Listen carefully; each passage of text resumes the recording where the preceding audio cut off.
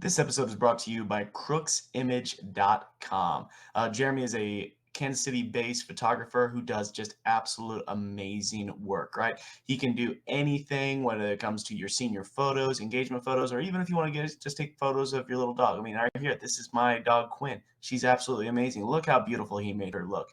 He does an absolute amazing job. Again, he actually did our wedding not too long ago, and I can't tell you how amazing those photos are. He's right here in Kansas City. He's willing to meet you anywhere in this area. Again, that is crooksimage.com.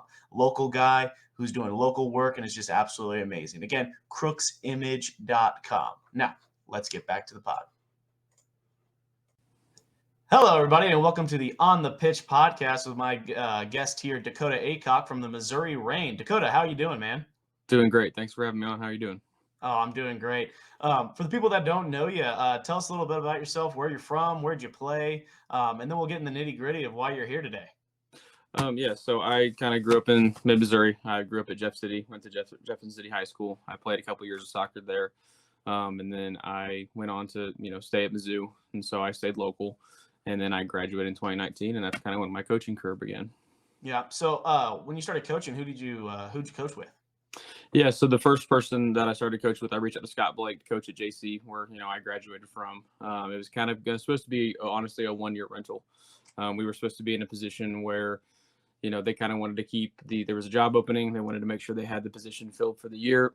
I was studying for law school, and so I was trying to just get a little bit higher score on an LSAT to get a little bit more scholarship money. It was something where, I came in for a year. I was supposed to just do the fall, work as best as I can with the staff that I had. I knew a little bit of the system and, was a former player, so I knew a little bit of the culture. And then the next year I was supposed to not come back. I think it was, going to law school, and, a couple things happened in between there where, we go to the coaching convention up in Baltimore. I had a great time. The school paid for me to go along, which was really nice of them to do. And then COVID hit, and I got to think a little bit long and hard about what I wanted to do for the rest of my life. And I had such a fun time. Never thought it would grow to this, but it was in a position where, I knew that coaching was something that I wanted to do, and I wanted to find something different than law school. Yeah. So, I mean, I feel like a lot of people right around that COVID time, a lot of people were just kind of like, what am I doing with my life? Like, what do I want to do? And it did kind of give a lot of people a reset button on maybe what they were planning or going into. And obviously you've now kind of really focused on coaching as kind of your main gig. Do you have a other part-time job, or are you full-time coaching? Like what do you do besides I'm coaching? looking for a full-time job. I helped out with the school a little bit, Mhm. at JC, like I was helping substitute. I did a little ISS room as well. But it just, I don't know if teaching's the right career for me. I don't know if that's Mhm. what I want to do with my life. And so right now, right before the season hit, I was looking, and I got close on some jobs, but the time management, wasn't, I would have to give up the coaching. And so, Yeah. the goal is that if I can find something that, I can find a career with a full-time job, but then coach as well, that's kind of the ultimate end game. Yeah. So what was the specific thing about coaching that made you really just kind of get the bug for it? Like, was it the people that you were working with? Was it the kids? What was really the main catalyst into why you have really just kind of focused more on your coaching career than going into something Yeah. else? Well, it's a really good question. It's a deep question, something that I've thought about a lot. I don't know why it stuck 100%. I think the first thing that sticks out to me is just that it gave me purpose. It gave Hmm. me purpose to my life. It gives me something that I feel like I am needed, in Hmm. this area. And I have a positive influence on a lot of people, not only my peers and, coaches, but the kids that I coach and the college athletes that I work with, and the high school kids that I work with. And I think that, I don't just coach them to be better at soccer. I want to coach them for life. I want to Hmm. help make them, I want to help them see success after soccer. There's a whole life after that. And so, one of the things that really stuck out to me is that, as kids would graduate and it kind of reinforced that I was in the right spot, I would still keep in touch with them. Hmm. I would say probably 60 to 7% of all the kids that I've ever coached, I still talk to regularly. I mean, it's not Yeah. going to be like every day, obviously, but, I talk to them at least once a year. I see them around town. I try to catch up with them. I follow their, social media pages and keep up with their life. And I think a lot of them, I could say, like you said, the day I saw somebody graduated, and I'm like, that was one of the first kids that I ever coached, Hmm. at JC. And so it gives me purpose. And then obviously it's spiraled out of control. We're on a crazy ride right now. And, it's growing. And I think that what we are building is needed. in the Mhm. Mid-Missouri area, and so it's kind of been a perfect storm in the right direction. And so I'm really grateful and I feel blessed to be in the position that I've been in and have the opportunities that I have had. Yeah, I mean, what you have done in the last really it's really been like the 3 years, I think is what 2023 is when you guys officially joined the WPSL, I think it was what it was. Yeah, Really our the first year actually was last summer. Oh, AFC okay. Columbia came in that first year with the Mhm. women's team in 23. Then we had a season in 24, and then now we're here in 25. But before that, it was about 2021, I believe. Might have been even started in 2020 during that summer when everybody's supposed to stay home is when we started training, college Yeah. kids. That kind of just spiraled from here. Yeah, so kind of talk a little bit about that spiral and like, because obviously you all are now pretty much an established team in that league, but it wasn't an official team back in the day when it started. Kind of talk Yeah. to the people about what it was before and what it's kind of turned into. Yeah. So the way we got started is there was a bunch of JC alums that they didn't have the opportunity to train at their colleges. There wasn't really any summer soccer. At the time, I didn't even know the WPSL really existed Mhm. because I wasn't coaching in that space yet. But I know they didn't have a season that year, and so every college kid in America was looking for something to do, and I wanted to be a better coach, and I kind of had made the decision like, I wanted to grow and get better and stuff like that, and um, it was kind of a perfect marriage where I talked to a couple of them. They're like, "Yeah, we would like to be your test dummies because then they just get to show up and train. They get to give me immediate feedback if they don't like it." And so it kind of spiraled, the right direction on what we felt like, was my development. Where I was getting better as a coach and what they felt like they were getting something out of it. We would leave in the middle of summer and they thought they got a little bit better that day, or at least they didn't drop down and, they were getting touches and they weren't doing a lot of stuff. And Mhm. so, that first year we only had 8 kids. There was 8 kids, 8 JC grads, kids that I think, that were graduated around the same time that my sister did. And so they kind of knew my family. Some of them had played with my brother before and who's 2 years younger than I am. My sister's 4 years younger. So there was a little bit of a connection, but a lot of it was just, hey, I want to coach and they needed a place to be coached. And two, I was cheap. I'm not doing it for the money. I've lost more money from this endeavor than I've gained from it. It's considerable now. The bank of Mhm. me is running out. And so, um, I think for me, it's just about giving back to the community that I thought I get a lot from when I grew up too. And Mhm. so started with 8. The next year we went to 14. We had another graduating class, kind of got a couple other kids that came in to start training with us that enjoyed it. The following summer we were at 2025, or sorry, we were at 25. We had about 16 to 20 per session. And then the next year we hit 50. And that's when we started to have some Whoa. bigger conversations because we had boys and girls coming in from around the area. We were into pretty much every high school at that point. AFC had that first season kind of when we were at 25. There were some talks about, our players going with them, which at that point I was like, yeah, do it. Like, that's fun for you. When we had the 50 the next summer, though, that's when everybody started to get into the space. And so then it became a little competitive. I think Mhm. there was a WPSL U21 team is what they were branded at the time that entered in that, 2023 year when we had those 50 kids. AFC Columbia brought in a women's team as well. And, plus their men's team had grown, to their second season at that point. And then I was training the college kids. And so we had 3 entities that were out there trying to do the best that we could to help grow the level of soccer in that area. Mhm. And our girls kind of realized, hey, listen, we would like to have a team. There was a conversation early on that summer where they said, can you do this? And my original answer was no, I don't have $20,000 laying around, which now I figure out is a lot less than what it actually costs to run a team like this. Yeah. And so the expense of it was something that was a hurdle, and I didn't have any experience, raising money or things like that. And so I know I couldn't charge them that much because, still you have 20 players, you can't raise that money immediately. Yeah. And so we kept training that summer. There were some girls that played for AFC that still trained with us throughout the summer as we did it, which was fun. I really enjoyed that. And we started to, as the summer went on, we scheduled a friendly against the U21 team that was in the area, and we beat them 4-1.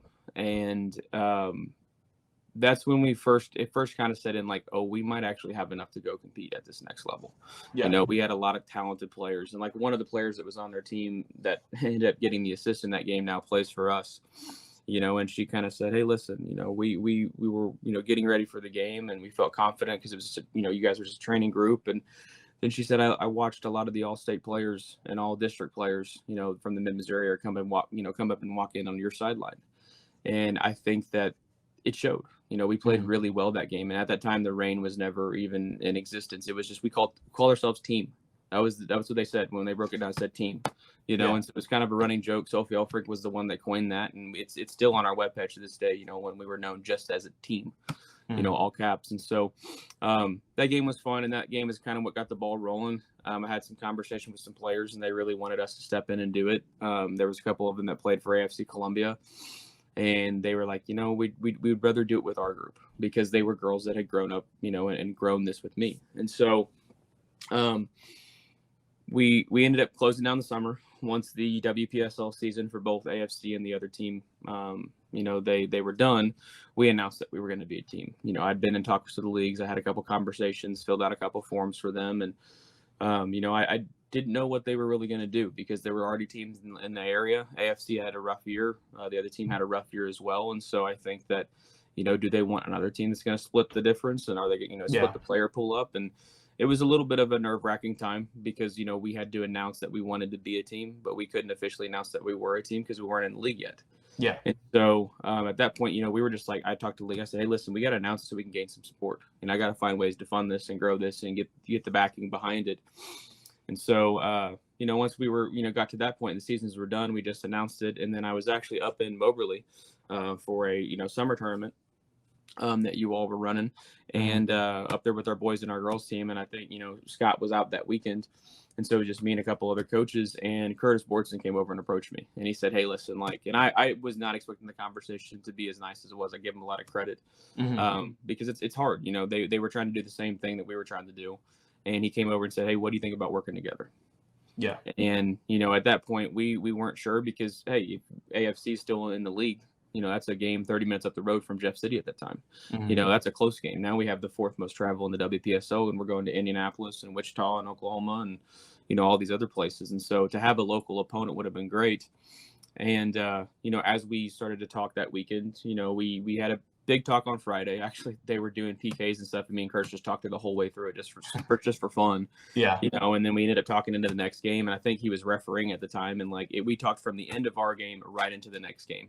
And so he was like, hey, we'll step on the sideline, and then we talked after for about 45 minutes, and then we drove, I drove back to Jeff City because it wasn't too far of a drive. And on the way back, I talked with some of the people that were in the car with me, and their original thought was we weren't sure if we were going to do it. We didn't know if we wanted to combine with somebody, but there were some voices on our group of people that was in our circle of trust at that time that said, hey, listen, you really don't need to do this. But in the back of my mind the whole time, I'm like, listen, we want to unite the mid-Missouri soccer area. There's a lot of talent here. It just seems to be so spread out. Yeah. And if I want to do that, the thing that stuck out to me the most is that if I want to unite this area, it's going to be pretty hypocritical for me to try to do it by myself. Yeah. And, they talked about some sponsorships and things like that they had. And we continued the negotiations, honestly, into October. I mean, it was not the most easy of negotiations. And a lot of that was my fault. I didn't know who they were. This was my baby. And so I was very careful of it. That was their baby. And so they were very careful of it. And there were some things that we knew we had to be. And then, Chris Miller finally, I think, was the one that spoke up and said, hey, listen, we need to split this up. We need to give the girls their own identity. We need to focus on the boys, let Dakota and his staff focus on the girls, but then work together. And, it's like an actual marriage. It's not ever perfect, but I can't see it working any other way. Because I think that a lot of the things that we would have struggled with, they are, have strengths with. And then at the time too, I had a bunch of guys training with me. And so now all the guys that I'm working with, we funneled that direction. And I think I think that it made the AFC team better. Yeah. And so, we wanted to change our identity I didn't just want to step on and be an AFC coach. I wanted to be a Reign coach at that time because we already, had our team name. We talked about things, but also I think it was important for the girls to have their own identity. Yeah. We can absolutely be a partnership, but I think that they needed to have their own branding and have their own stuff and be excited to have their input onto it. Just like some of the guys, like with Lake Gott, creating the jersey and stuff, the guys have had input on their stuff. And so we try to give our girls some feedback. We try to make sure that they're the ones that, kind of drive some of the things that we do. And so they can have ownership of it and they can have fun with it. And so, in October is when we announced it. And then from then on, it's been, hey, prepare as best we can. And so, we have a lot of mistakes. There's a lot of things that, I think that, we need to improve on. We need to be a little bit more professional. We need to work on growing our event staff. But I think at the same time, that's the purpose of it, is Yeah. just to get to the point where you can grow this to as good as it can, so that if I ever move on, or if some of the AFC guys ever move on, like, it The exists without. foundation is there for Yeah. something. Yeah. Right, right. And that's what we're focusing on, and we are very, very competitive in this league. We've had some games not go our way, unfortunately. We get some unlucky bounces, have some calls at the wrong moment. But I think too that for us to compete with a lot of local kids on a national scale against teams that are consistently ranked, like the conference we play in and the divisions we play in are very, very difficult. There's Oh, yeah. many top ranked teams in the WPSL, and so for us to be in the conversation to win those games it's nice, and so we're beating the teams we're supposed to beat. We're still tight in the ones that that we probably are on paper. They would have bigger resumes. But Mhm. I think too that after every game, coaches walk away and have said, "Hey, we really don't enjoy playing against you guys. Both those games could have gone the other way.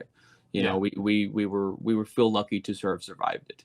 And so Mhm. that's a compliment to the way the girls play, how much they listen to each other, the way they solve the problems, the way they want to be coached and listen to our staff, and that's something that I can never complain about. And Yeah. so, that's kind of the growth. It started with 8 kids working around, and honestly, one of those 8 kids is now playing for us. This is her first year with us. She wants to kind of return and play soccer again for the love of it, and trying to want to see how high she can go. And so it's kind of a full circle moment. Back then, I never would have thought that it would have grown to this point where, we played the current at CPKC Stadium. Yeah. The first time I ever stepped in there was the coaching game. Mhm. That's not an opportunity that everybody gets. And so all the credit goes to the girls, goes to the staff, go to the volunteers, because this is something that is growing beyond what we envisioned it. Mhm. And I think it's really special for our area. Yeah. So, I mean, honestly, that whole thing that you just talked about, man, like how it came from literally just a group of Jefferson City kids getting some summer training in, and now it's gone to a full-fledged team where you're literally playing in a pro stadium, a soccer specific for women's sports pro stadium against full-time professional people or some D1 kids. I mean, Yeah. just the fact that it's grown as fast as it has in the last couple of years for what it is now is just a huge testament to all the work that you've put in, man. Like I can't give you props enough of everything that you've done. So Yeah. I It's not guess just me. There's a lot of people oh, that do. I'm yeah, there's all the people and even the sponsors that are donating money and Yeah. putting that in. I mean, like, unfortunately, like you said, like you don't have all the money in the world to be able to do this. When you're at this lower level, especially here in America, it's a lot of money, it's a lot of time to put these kind of things out there. And anybody who's willing to give their own time and money to do it, I tip my hat to you, man, for all that you've Likewise. done. So I guess one of the big things too is if anybody's listening to this to potentially want to start their own club, what was the start of that process of getting into a league and kind of starting a team? Like you said, you literally started from scratch. So whenever you were like, how are we going to do this? What's the first step or the first couple of steps you had to do to even start something like this? Surround yourself with people who give you good opinions, Hmm. and not be scared of giving opinions, Hmm. because when we started this, it was just me and a couple guys that I'd trained, in high school that were helping out with the college group.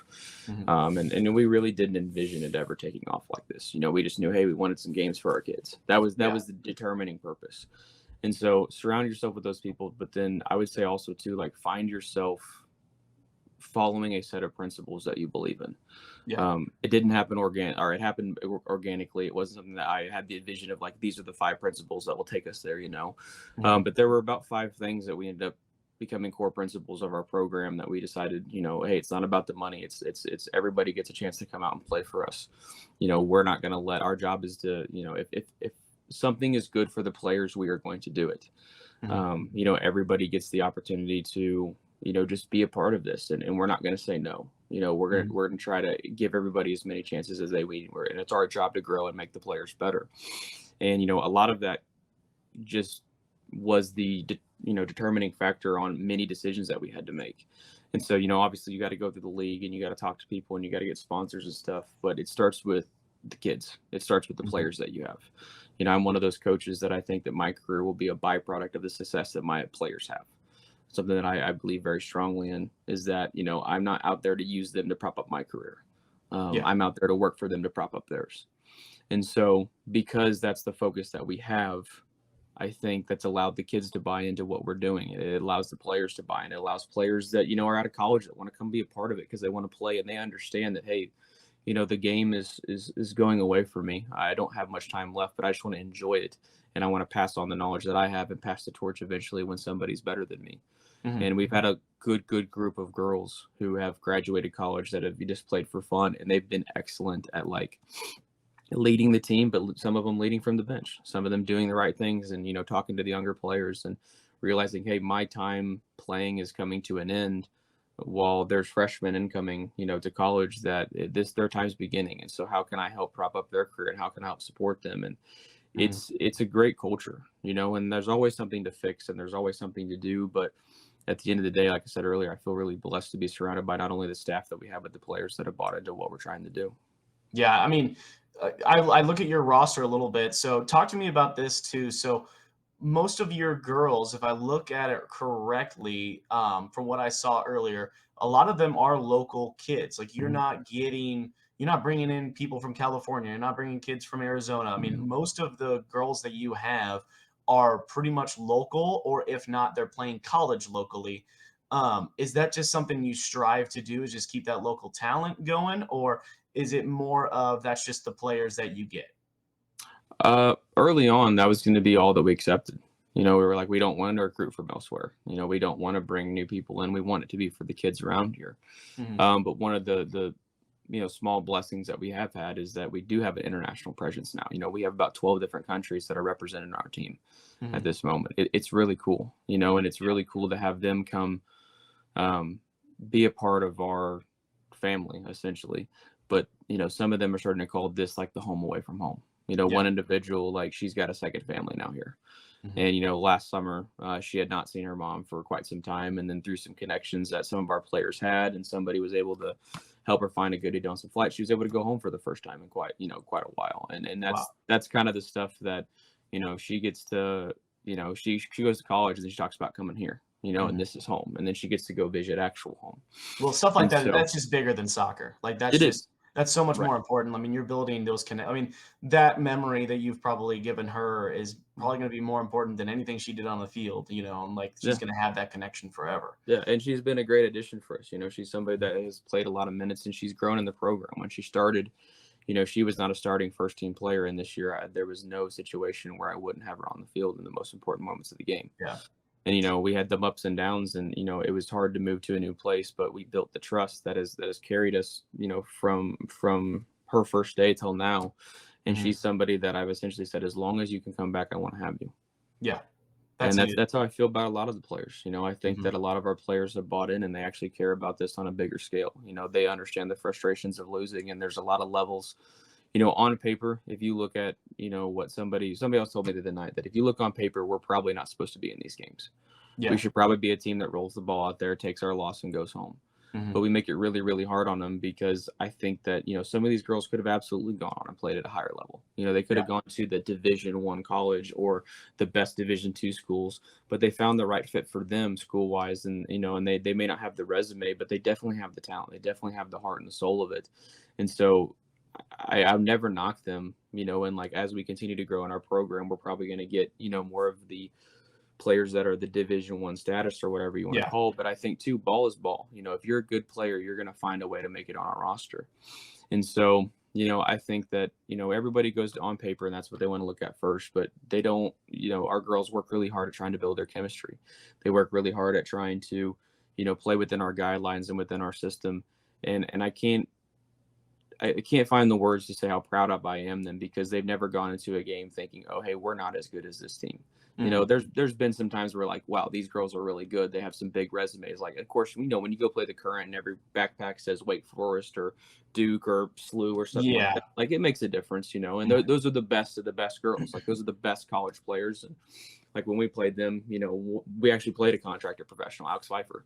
She scored for the first team, and so Yeah. she's just on a rehab cycle coming back, and so I think, you know, a couple of those girls were getting contracts, a couple of those girls were getting, you know, chances to play with the first team and stuff like that. And, you know, I don't know quite all their details. So I'm sure it's stuff they keep in house. But when we were up there talking, you know, they were saying, hey, this is a very good group and we got to see them at their very best. And it showed, you know, it showed our girls that there's another level of soccer.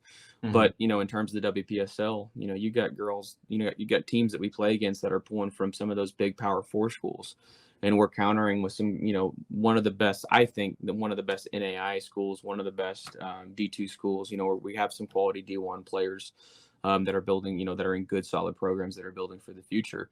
But on paper, you know, a lot of people say, you know, they're okay, and then here Mhm. we are competing with them. Yeah. And so it just goes to show that if you have people that buy in and that care and that work like our girls do, like you can do the things that people say you can't. Yeah. And I'm really proud of them for flipping their mindset, you know, from, oh, wow, you know, these girls are at such a high level that we play against, to being upset that, oh, we let that one slip away tonight. Yeah. So sorry, go ahead. No, I mean, all it takes is literally just it's 11v11. It don't matter what school. It doesn't matter what school's on their bag, where they're from, or whatever. I mean, you still have to go out there 11v11 and put the ball in the back of the net. It don't matter where they're from. Anybody can win on any given day too. Like, okay, cool. She plays at SLU. Cool. She's at Stanford. I don't give a crap. Like, just because Right. you're in Columbia, Missouri, doesn't mean she's any better than you. Like, you could still go out there and compete. I mean, I look at your roster, and majority of them are like NAIA. We got some Westminster, you got some CMUs. I mean, but if anybody looked at CMU, Missouri Valley, Columbia College, and told me that they weren't good enough to play at a higher level, they're absolutely lying. There are so many girls on those rosters that could be playing at the Division II, Division I level. They just chose to either stay close to home or just maybe Columbia College or CMU or somebody had a better degree for them, or Yeah. it could also just be financially. Like a lot of kids choose to go to those schools because they can offer so much more money because NAIA or whatever, or maybe it's an NCAA roster issue because that's starting to come up where they're only allowing like 28 to 30 kids on a roster. You're going to Yep. see a lot of kids drop down to either the D2 or even NAIA level that are Division I level talent. And you're going to start seeing that too. That's going to start funneling into your leagues because those Mhm. kids are going to be using the WPSL to maybe get a move up to a bigger school or whatever. Because of what they've done here, they can use this to bump up their resume to maybe get a starting spot or even just go to a different school. And so the Yeah. fact that you're competing with majority, I mean, I'll say NAIA level players, and you're still competing with those girls who are playing at those Power Four colleges and conferences. I mean, it just goes a testament to, for one, their grit and their ability to motivate. So yeah, like how before we go and dig on that, like how'd you come up with the rain? Like how'd you come up with your like branding? Because you were saying earlier that you wanted to have like your own identity away from AFC Columbia. So how'd you come up with the rain? Yeah, we so first off is a little bit of luck. You know, I think everything kind of just snowballed the right direction. We kind of, we really didn't even have a name. There was not an idea, and it was just team at the time. And you know, we had seen names like the Chiefs and the Royals and wanted to stick with the royalty theme. And we kind of picked our colors first. We kind of knew that a maroon and a navy was kind of something that we would want to see a little bit as I well. love the purple, by the way. I think the Yeah, purple like pinkish kits are so cool. yeah, those definitely come into play here in a second, because those is when that's when everything clicked for us, you know. And Okay. so we kind of wanted to start with like a mid Missouri name, you know, of something where, hey, we wanted mid Missouri in it, where it was just representative of us. And there was some connotations, some people that said, hey, maybe don't use that because in the past that's kind of been an issue. And plus, you know, it doesn't, what is mid Missouri, you know, what's the actual boundary of that. And so Yeah. we made a first logo. At that point we were just kind of thinking like, hey, we just wanted something we could put out there. We weren't really, you know, we were just like looking at some random logos like, oh, it looks fine. And it sucked, honestly. It wasn't a great logo. You know, and it was one of those things that we made into like a Wix logo editor. And so around Chat that, GPT make a logo. yeah, yeah, a little bit later that fall is when we were talking like, hey, if we're gonna brand and do merchandise and things like that, we want something a little bit better. Hmm. And so then we started to actually research logos and research what are good logos and meanings behind them. And, you know, we talked to the girls about the rain name itself. You know, we thought we're going to, you know, spell it rain like royalty, not like, you know, what comes out of the sky. But it is a Hmm. play off of how much it does rain in Missouri in the spring, which is when our season starts. And Yeah. it's just something that people that grew up, you know, in Missouri are like, yeah, it rains here quite a bit. You know, like it's always going to be, you're going to have a couple storms and stuff like that. And so, um, that's kind of where it began. You know, it was just Missouri rain. We dropped the mid part of it. We spelt it the way that we spelt it, and Then we started to create the jerseys, and we kind of wanted to go for that navy and maroon and gold pattern because those are the kind of Mhm. the more royal colors.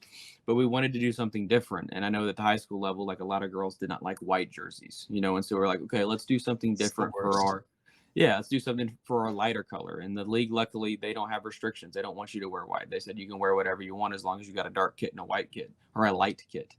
And so we kind of played around with like a sky blue one for a while. We put the pin drops on that, and we were thinking like, hey, yeah, raindrops. And then we started to work on some purple kits, and it was a little darker at first, and then we kind of kept getting lighter and lighter, and then all of a sudden, you took the pinstripes and you put the raindrops for the pinstripes that broke it up, put that Mhm. on the purple kit, and I saw that when the design came in, I was like, that's our main jersey. Dude, it's so sick. I love that purple and kit. yeah, and we will never change it. We're trying to set up something where, I think that our manufacturer is going to be able to open a store so people can buy those kits, help us make Mhm. a little bit of money, but also they get to take those home. That's one of the most requested items that we've had, along with things like these shirts and Yeah. our new merchandise line that we've rolled out this year, because it's all summer wear. It's all lightweight stuff that it's a little bit breezy and you're going to be able to feel good in it when it's really hot out. And Yeah. so the branding just kind of fell into place. We got really lucky. We listened to some people that are a lot smarter than I am. We listened to the girls' feedback and what they liked. And so that's kind of how we got the name, kind of how we got the brand. And luckily enough, it's kind of sticking.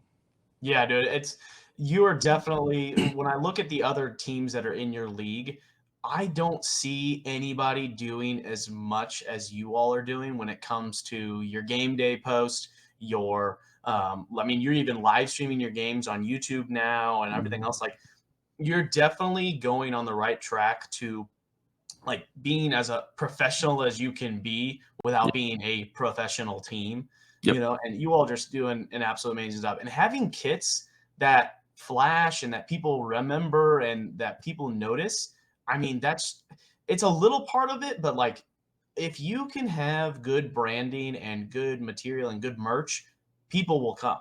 Like Yeah. people will eat that crap up. I And of mean, course, like, oh, go ahead. no, I was saying, like, we've had 300 people at our games before. We've had 200 people at our games before. Like, that's exciting.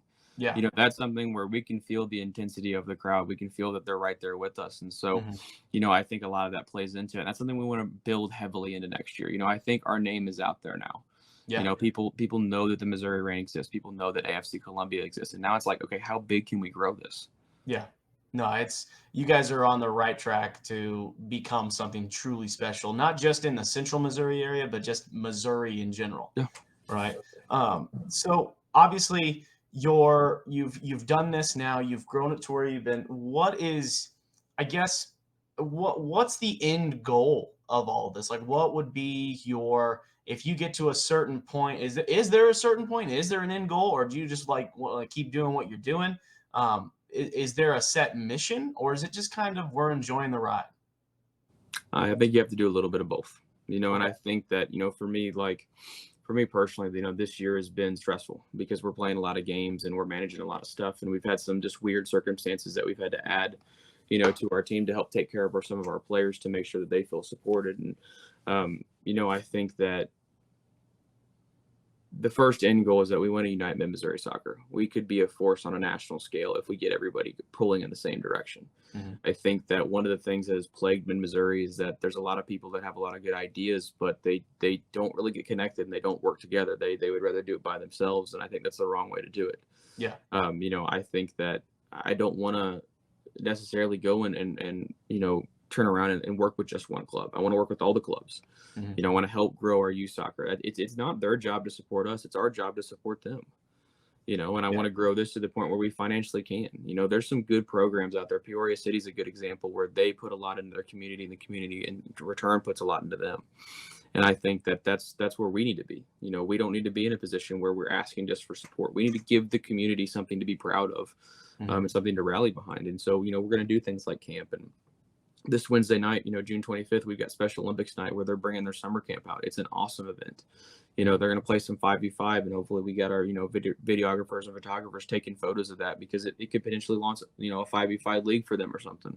Yeah. And so it's just one of those things that, we want to be involved. We want the community to feel like we care about it because they've given us so much and they've helped us so much. And so, in terms of the long-term plans, I really don't know. I think that that's the number one goal. I think that, WPSL Pro would be really good to have a lower league professional team in mid Missouri, and grow it here, grow this to that point. I don't know if we do it or not. Mhm. But I think it would be neat to have something that, Moberly and Columbia and Jeff City and the Lake and Fulton and, even Sedalia sometimes, they're kind of close enough. They're still kind of mid Missouri. Yeah. But, I think that this region deserves something that, hey, I don't have to go to Kansas City or St. Louis anymore to go see some good level soccer. I think we can do it here. And Yeah. then also the priority will forever be growing the opportunities we have for our athletes.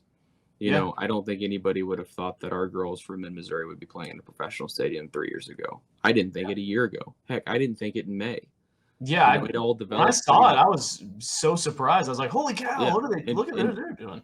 yeah, and the current staff and, Jeff Tottleman at LaFuse, that he was the one that made the connection, and they were very hospitable and they did a great job. And, they want to be involved in soccer across the state of Missouri. They want to play local teams because, for one, it's a great, it was a great training session for their girls. Their Mhm. girls were sharp. Vlatko was in attendance. Like, their Yeah. head coach was in attendance watching players that night. And then, he was very gracious enough to sit around and take, some photos with our girls and crack some jokes. And that's something that they'll, the farther and farther we get away from it, we're like, yeah, listen, the result stinks. But at the same time, we sat down and watched film the other night. And we're like, we didn't play that bad. Yeah. There's a couple things that they do, and they go 6 days a week and they have a full professional staff, and they got Mhm. guys that have been coaching quite a while. And I'm in my 6th year total, Yeah. and so I'm probably going to get out coached in some of those games, and they're going to get outplayed in some of those games like that. But we never win those games if we don't lose some of those games first. Oh, And absolutely. so it's a great opportunity to play at a great level, and it's something for our community to enjoy. And that's the whole purpose of it, is we're going to grow this as big as we can. We're going to grow it as fast as we can, but as solid and a solid foundation as we can too. Yeah. Big thing, especially with lower level American soccer, is like sustainability. It's got to be sustainable. It's got to be, I mean, most of the teams in this lower level, they're not making money, but they're also not losing money. You know what Right. I mean? They're sustainable, and they're giving good opportunities for kids in the community. So Dakota, I love what you're doing, man. And you have done so much these last few years to grow your brand and get the Missouri Reign out there. And you're also helping out with AFC Columbia with what you're doing, because obviously if you go to an AFC Columbia game, you can go to Missouri Reign game. If you go to a Missouri Reign game, there's also an AFC Columbia. So you guys are doing such a good job of bridging that gap and connecting the central Missouri area. And again, I got to tip my hat off to you for everything you're doing. And it's just super exciting to see what's already come. And I'm super excited to see what comes further down the line. So, Yeah, no. What AFC does is I think it's something that they're trying to grow the same way we are. mhm, I think the results this season were not what they expected. Me and Zach Leary, one of our rain assistants, are also on the men's staff as well. And it's an opportunity to give those kids the same experience. And so absolutely. I think that we walk away from the season with a lot of things that we've learned. And so we're Mhm, going to be even better next year because we know things that we messed up or things that we did really well. And so it's just about growth. And we're going to make mistakes as management, as staff, as coaches, and we got to own it. But we also got to move on from it and learn from it, because that's the thing. That's the same thing that we ask our players to do every day. And so yeah. a little bit of a lead by example, and a little bit of just hey, listen, like, the more support that we get, the more people that help out with our program, I think the stronger it's going to be in the long run. Absolutely. Absolutely. Dakota, again, thank you so much for jumping on and talking with me here. Do you have anything you want to plug? How can players get a hold of you? How can they go see a Missouri Rain game? Tell us a little bit about that. Go ahead and plug whatever you want. Yeah, we're always looking to recruit local players. We're always looking to recruit players that go to local colleges. And so, if you go to like MissouriRain.com, it's super easy to get on there, find our website, my information, my email, my phone number, it's all out there. We don't hide it, because people, I don't want anybody to not be able to contact us, Mhm. and I think too that, if you're a younger player, come out and watch the games. Like, come let us know, hey, I'm going to come in attendance. We'll let you in for free. This is something that we're not trying to make a dime off of everybody. We've got to, we got bills to pay, but I think at the same time too, like, we want to support the youth soccer as much, both AFC and the Reign. If you wear your youth club jersey, you get in for free. That will forever be something that we do. And I think it's a great way to involve the community. And we want to keep working with the clubs and try to build partnerships with the clubs and build, partnerships with things like, the youth leagues, like the YMCA and stuff like that. And so, people can reach out to us, people can come support us. We do a little fundraiser every year. We're always looking for sponsors and things like that. And so, for us, it's just the more that the community, can help support us, the more we can help support them, and then it just snowballs the right direction. And so I think that, we're starting to give back. We got our camp, our inaugural camp that we did this year. We got the Missouri High School Coaches Clinic that we do, which now we're, trying to grow it to club coaches as well. Cause, we want to help everybody get better. It's not a competition in our area. It's how much Mhm. can we unite and work together on things. I love And that. so I'm excited for the future, man. It's a great job. It's stressful at times. It's not easy at times, but at the end of the day, it's always worth it 100% of the time. Yeah, you're doing so much to instill, life lessons for those kids that are playing for you now, but also just build them up for the future. But you're also helping build, future opportunities for kids that I mean, you and I both know we didn't have these opportunities, 10 years ago or 5 years ago when Mhm. you and I were playing, even 12 years ago. We didn't have the opportunities that they do now. So the fact that we're building that now is already just showing how much it's grown in our area, not just there in central Missouri, but also just for the state in general. And what you're doing right now, you're setting the foundation for something that's really, really special and really, really big. So I again, appreciate that. Dakota, thank you so much for coming on. Make sure if you guys are listening right now, make sure you're following the Missouri Rain on Instagram. Make sure you're following them on Twitter or X, I guess. Do you guys have Facebook? You guys have a Yep. Facebook page? We got Facebook page? Facebook, TikTok. I think we got a Threads. I mean, we got it all. Yeah. You got YouTube as well, where you could Yep. watch any Missouri Rain game for free on YouTube, live streamed. Go to MissouriRain.com. Make sure you go and look them up and buy one of those awesome purple jerseys. Oh, do you guys have those offered for sale and everything? Hopefully soon. Uh, That's something that we'll either do for like a Thanksgiving, Christmas special. Maybe do it at the end of the summer. yeah, But by the for sure by the beginning of next season, we want to make sure we can sell them. perfect. All right. Well, hey man, thank you so much for tagging along and doing Yeah. this. You have a good rest of your day, man. Yeah. Thank you as well. Thanks for having me. I appreciate it. All right. See you, man. Bye.